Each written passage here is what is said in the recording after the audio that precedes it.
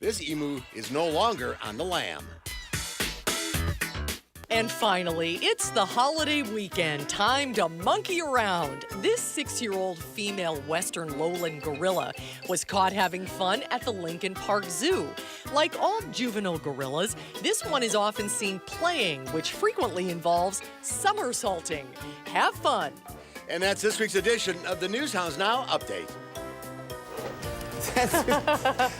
They're awfully It's human, Friday. aren't they? Yeah, they really are. Have a great and safe holiday weekend, everyone. Again, we will not be on the air on Monday. We'll see you on Tuesday. News 3 Now at 5 starts right now. And right now at 5, the man who admitted he kidnapped Jamie Clausen, killed her parents, will spend the rest of his life in prison. We will have the latest from the Barron County Courthouse. Changes are underway at the Lodi Police Department, how an area lieutenant is helping the force out. From the Channel3000.com Alert Center, this is News Now at 5. And thanks for staying with News 3 Now. It is an alert day as most of the area is under a flash flood watch, and we could see some severe weather tonight. Let's get a first check on the weather now with meteorologist Gary Canalti on the weather patio. Gary? You know, it actually seems pretty nice out here right now. We had showers and thunderstorms this morning. The sun is out and temperatures have warmed up. But if you step outside, you notice it is a little bit humid, and that could result in some strong to severe thunderstorm development over the next few hours. Storm Prediction Center has a slight risk of severe thunderstorms over much of southern Wisconsin with a marginal risk to our north and west. Already a tornado watch over parts of central Illinois, where there's been one supercell thunderstorm that's produced several tornadoes there.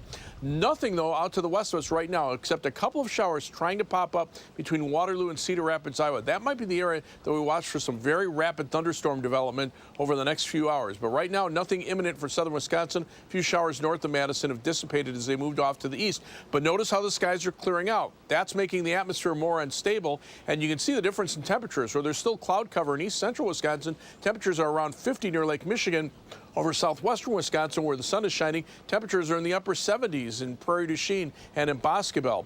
By tomorrow morning, temperatures will still be in the 60s. The best threat for severe weather will be tonight or this evening into early tonight. Showers and thunderstorms could produce heavy rain overnight. And then tomorrow, much of the day will be dry with a high of 80, maybe a thunderstorm chance early in the morning, late in the afternoon, and more severe weather a possibility from Memorial Day. I'll have more details in weather in a few minutes. All right, Gary, thank you. The man convicted of kidnapping Jamie Clausen, killing her parents, here's his sentence in a Barron County courtroom. And the judge makes sure Jacob Patterson will never be able to kidnap or kill anyone ever again. Danica Lewis is here now with details of today's sentencing. Danica. As expected, a very emotional day in court. Susan and Eric. Judge James Babler called Jacob Patterson the embodiment of evil as he handed out 2 life sentences plus 40 years in prison.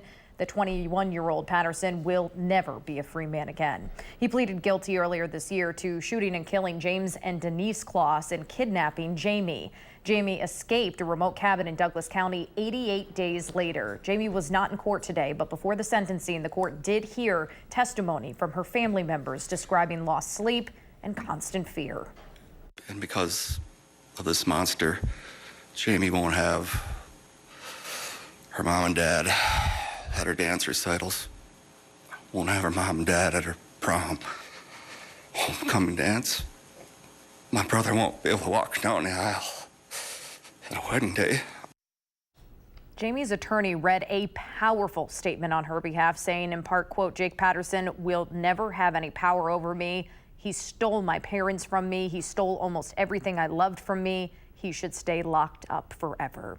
Judge Babler agreed, and again sentencing Patterson to 2 life sentences without parole, along with 40 years for the kidnapping. Thank you, Danica. Thanks, Yeah, Danica. sure thing.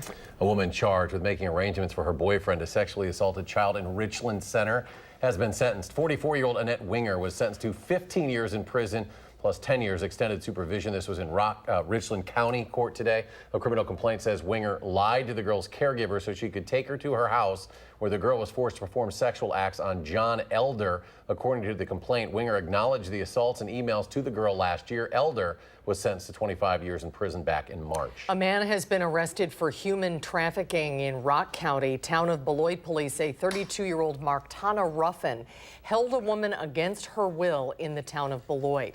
Police say the victim refused to allow her to leave the residence and was threatening her if she did not commit sexual acts for money. Ruffin is in the Rock County Jail and could face multiple charges. The city of Lodi is looking for new police officers tonight following multiple resignations over just the last few weeks. There is a new interim chief taking over in the meantime. Our Rose Schmidt spoke with him today and shares his vision for the department. Rose? Yeah, so members of the Lodi Police Department say they're happy Lieutenant Wayne Smith is there to pass along his wisdom. 3 decades of service at the Columbia County Sheriff's Office he's now bringing to Lodi during what he says is a difficult time for the community. People should feel comfortable and safe here. A hopeful message for anyone living in Lodi. And Lodi's been through a lot. They just had the floods. Now they've had this with the police department, and it's a good community. It's a strong community. Meet Lodi's new acting police chief, Lieutenant Wayne Smith from the Columbia County Sheriff's Office, who's taking over temporarily following a string of resignations inside the police department. It's a hardship, especially for a department this size, to have a lot of vacancies like that. 3 out of 6 full-time officers left within a matter of weeks, including the department's 2 supervisors. Based on the timing, it certainly maybe looks suspicious, but because of the length of time it takes to obtain a law enforcement job, backgrounds and that sort of thing, I think it's just an unfortunate coincidence. Smith brings nearly 30 years of experience working in Columbia County and says those years have been vital in preparing him to run this department. It's not to say that there's a lot of crime or a lot of serious calls, but there's certainly several calls a day that require a law enforcement presence. While Smith does plan on making some changes in his time in Lodi, he says the 3 remaining staff are quality officers and wants to keep that message of hope going. I think it's important for people in the community to know that everything's fine, and everybody's concerned that the police have left and maybe we're not safe, and that's not the case. Smith says he's still performing his duties for the sheriff's office, and his contract is signed through December in Lodi, but he'll likely be there until a new chief is hired and trained. The Lodi mayor and city administrator were unavailable for comment today. Yeah, like you said, lucky to have him there to help out. Definitely, All right, yeah. Rose, thank you so much. Madison police say a fire at a Northside apartment last night was not a random act. Police and fire now investigating after they say 2 people forced entry into this Northside apartment and allegedly started a fire. It was just before 10 at this 4-unit apartment building, 1300 block of Ruskin. Police initially said 2 male suspects forced their way into the apartment and a person ran into the bathroom and then locked the door. That person then smelled smoke and was able to escape from the apartment and was not hurt. In an updated news release today, police say there's no threat to the community. Detectives are working with the Madison Fire Department to determine how and why that fire started. A Madison man was arrested for his 7th drunk driving charge. Officials say 61-year-old Arthur Fuqua was driving a blue SUV on Fair Oaks Avenue when with a couple of cars at speeds around 80 miles per hour Thursday. The officer saw the driver run a red light on East Washington Avenue, but Fuqua refused to stop. Eventually, they say he left his vehicle and while walking away was arrested. He could face numerous charges, including reckless driving and the possession of THC and cocaine.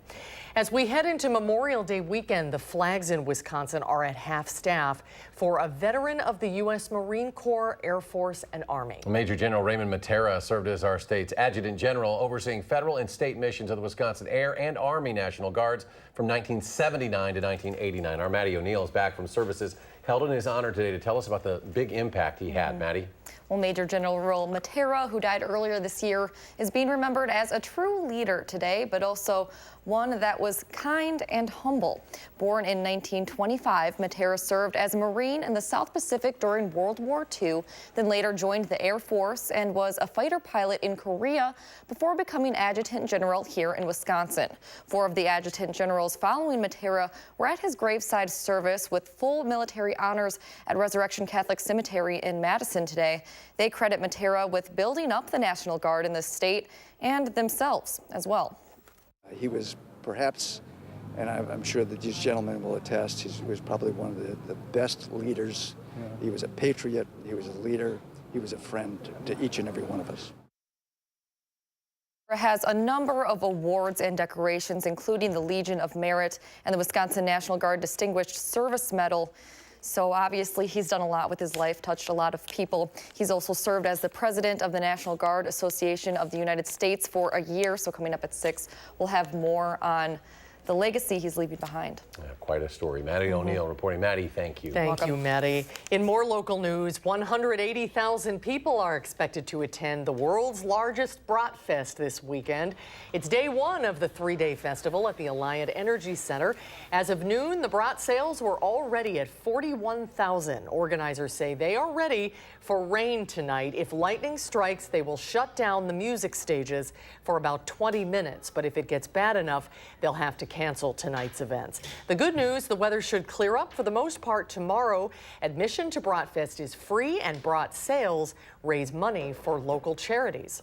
You know, we're going to hopefully raise about $150,000 for charities. So it's we got a lot of volunteers here. We got 2,600 volunteers that give up their weekend, and hopefully we can raise $150,000 for those volunteers.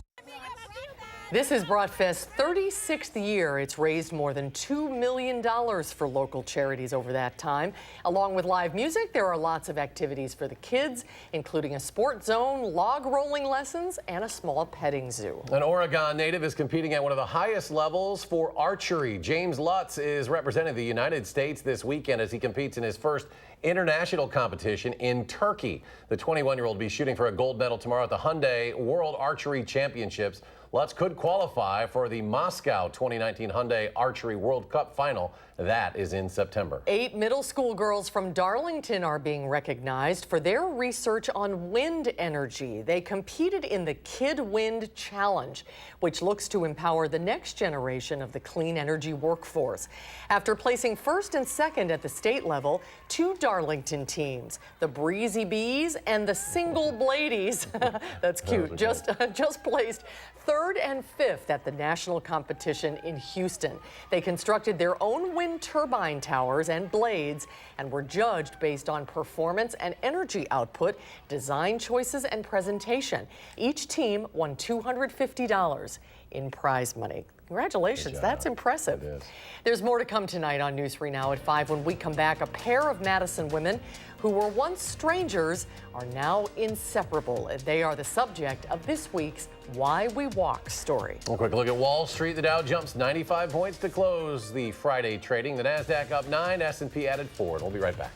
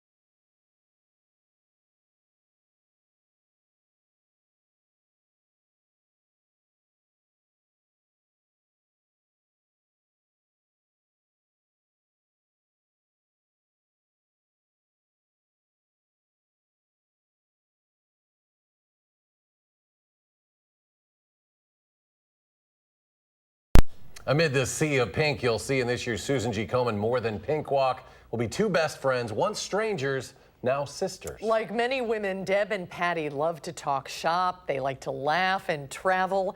And they are also both breast cancer survivors. Although that's just a footnote to this fabulous friendship. Christina Laurie shows us why they walk. Best friends.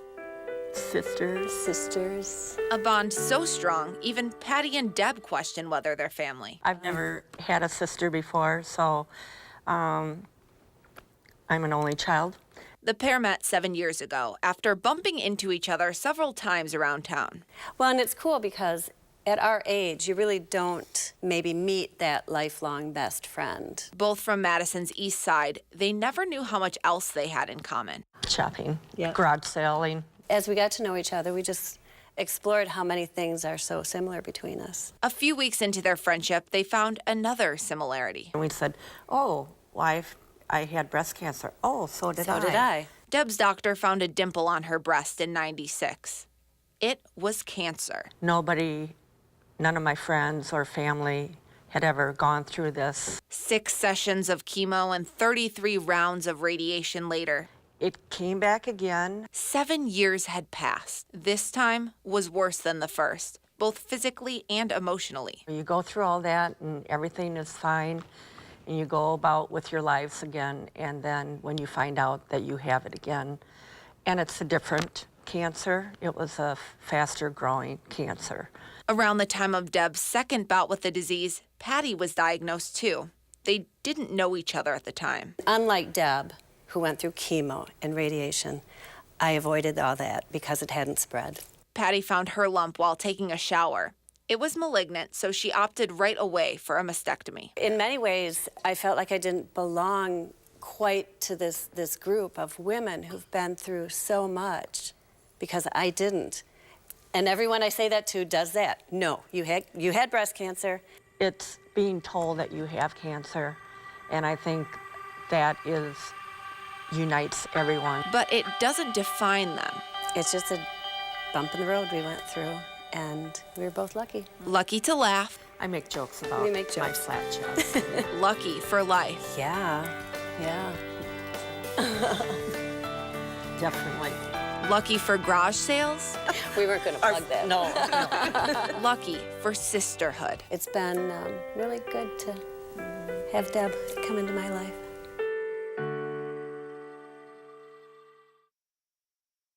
That's a great picture. If you'd like to donate to Komen or Patty and Deb's team, we have links for how you can do both on our website, channel3000.com. And if you'd like to participate in this year's walk, you can still register. This year's event is on June 8th, and we hope to see you all there. All right, we need to turn and get a look at weather to see what's not only going to happen tonight. You got a lot of people down at Bratfest trying to get things in all weekend, and Gary has the latest on the forecast. You know, things are okay right now. You can see on the visible satellite imagery how skies have started to clear out here, but unfortunately that can lead to problems because that allows the atmosphere to heat up, and you can see a surge of drier air coming in from the west. We're going to start seeing rapid thunderstorm development out to the west over the next few hours, and the Storm Prediction Center is monitoring much of far southwestern Wisconsin for the possibility of a possible tornado watch. In fact, maybe even as far eastward as Madison.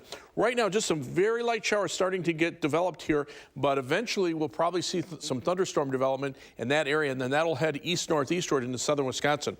Slight risk of severe thunderstorms for tonight. The tornado threat, about a 5% chance within 25 miles of a point from Madison southward into much of northern Illinois. Already there's been several tornado reports in parts of central Illinois. High wind probability, about a 15% probability of winds 60 miles per hour or greater within 25 miles of a point. About the same for large hail of an inch in diameter or larger. Now tomorrow, the severe weather threat shifts a little farther to the south and west, but there's still a marginal risk to the south of Madison. A lot of it depends on whether or not storms even develop at all late tomorrow afternoon, but it's possible that we could see an isolated strong or severe thunderstorm. On Sunday, the severe weather threat shifts back to the south and west, but Monday it'll come back toward the north and east and could cover much of southern Wisconsin for Memorial Day. 5-day precipitation. Take a look at this. This is just over the last 120 hours. Generally about an inch or two of rain from Madison southward. Some areas that have picked up 2 inches or more of rain And then look what happens when you look at the computer model forecast. This is through early Sunday morning for the rain that'll come through tonight, tomorrow, and into at least the early part of the day on Sunday. Could be looking at around an inch of rain in some areas, but then you start adding to that with more showers and storms for Memorial Day, as well as Tuesday and Wednesday into next week, and we could be looking at an additional maybe 1 to 2 inches of rain over much of southern Wisconsin. That just continues to add up. So we have alert days in the forecast for tonight and also for Monday, Memorial Day, pretty much the same thing, for the possibility for thunderstorms that could produce heavy rain as well as hail, high winds, and perhaps even an isolated tornado. But right now, the Queen Bee Radio Sky Cam, sunny right now. I mean, just a couple of clouds on the far western horizon. This is the view from the WISC Sky Cam, also looking off toward the west. Notice the fast movement of the clouds, though. The Edgewater Sky Cam in downtown Madison. Hey, it's a nice sign to see the boats out on the lake. As we check out the almanac for today, our high temperature so far 71 degrees after starting out at 52. But we had to wait for the sunshine to get in before we could get that warm. We're at 71 now with partly sunny skies. Winds are out of the south at 13. Notice the dew point temperature in the lower 60s. Not far to the south, dew points are in the 70s. And temperatures are into the 80s over much of southern Iowa and into parts of northern Illinois. But to our north and east, temperatures are staying in the 50s where there's still cloud cover. The winds, though, are picking up out of the south, so that's going to bring that warm and increasingly humid air northward, while the upper level winds continue from the southwest. You have southerly winds, upper level winds from the southwest. That creates wind shear that allows some of these storms to rotate. So again, the potential is there for severe weather. Flash flood watch in effect through 7 a.m. tomorrow morning for Dane County and areas to the south. Look for showers and thunderstorms to develop tonight. Any storms this evening could become severe with hail and high winds. Low temperature at 62. Tomorrow, a slight chance of a thunderstorm early, then partly sunny, warm, also more humid with a high of 80, but we could see a thunderstorm chance late in the afternoon. Future track, again, thunderstorm chances this evening, then a break by early tomorrow morning. Then we see more storms perhaps late tomorrow afternoon. And then on Sunday, we clear out. Temperatures will be a little cooler and the air should dry out. So Sunday is probably the best day of the holiday weekend. But again, areas that get thunderstorms could see an inch or two of rain. Other areas nearby could miss out on much of the rain. 7 to 10 day forecast. You can see showers and storms back in the forecast from Memorial Day into Tuesday and Wednesday. That'll be a wet period. A little cooler at the end of next week. A thunderstorm chance on Saturday of next weekend. Temperatures at least back to around 70 or a little bit above. As we take a look at first alert traffic right now, things actually pretty good on the Beltline. This is the view at John Nolan Drive. Traffic moving pretty steadily. A lot of people, when you get into the first part of a holiday weekend, some people took advantage of leaving early. So just a few minor delays east and westbound on the Beltline between the interstate and back toward Verona Road. Right now, 23-minute commute on the eastbound Beltline from University Avenue to the interstate, 16 minutes going back in the westbound direction. It's 27 minutes down to Janesville. We've been seeing that fluctuate up and down as traffic picks up on the interstate, people heading out of town. 19 minutes to Sauk City on US 12 and 17 minutes to Sun Prairie on US 151. That's your News 3 Now for alert traffic. All right, thanks, Gary.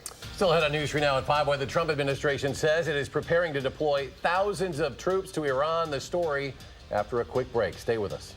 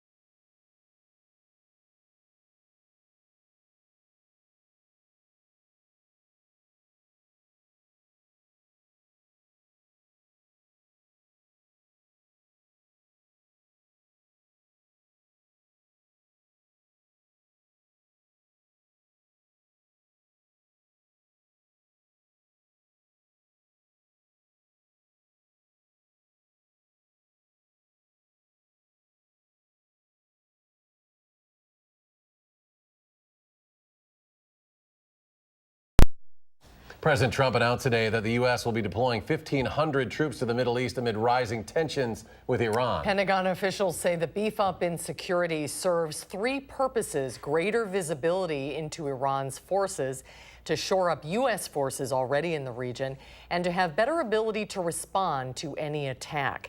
CBS News has learned the Trump administration officials did brief certain members of Congress on the deployment plans, but some are questioning the president's approach. We are seeking to avoid hostilities, and we are not seeking war with Iran. We have been as clear as we can possibly be in that regard, but we will be postured to defend ourselves and our forces in the field. The Democratic chair of the House Armed Services Committee, Adam Smith, issued a statement saying without a clearly articulated strategy, adding more personnel and mission systems seems unwise and appears to be a blatant and heavy-handed move to further escalate tensions with Iran. And the war of words with the president and House Speaker Nancy Pelosi has reached a new level now. President Trump now questioning the capabilities of the speaker. Overnight, the president pinned a tweet showing a selectively edited video from a press conference that aired on the Fox Business Network. It showed the speaker stumbling over words. Speaker Pelosi suggested it is the president who may need help following an abrupt end to a meeting on infrastructure on Wednesday. I have been watching her for a long period of time. She's not the same person. I wish that his family or his administration or his staff would have an intervention for the good of the country. Now, the Washington Post is reporting that right-wing groups are slowing down videos of Speaker Pelosi to make it appear that she is slurring her words. This comes as the president described the actions some of the people involved in the Russia investigation as, quote, treasonous. He's now giving new power to his attorney general to investigate the investigators. And we'll have another check of your forecast in just a moment. Stay with us.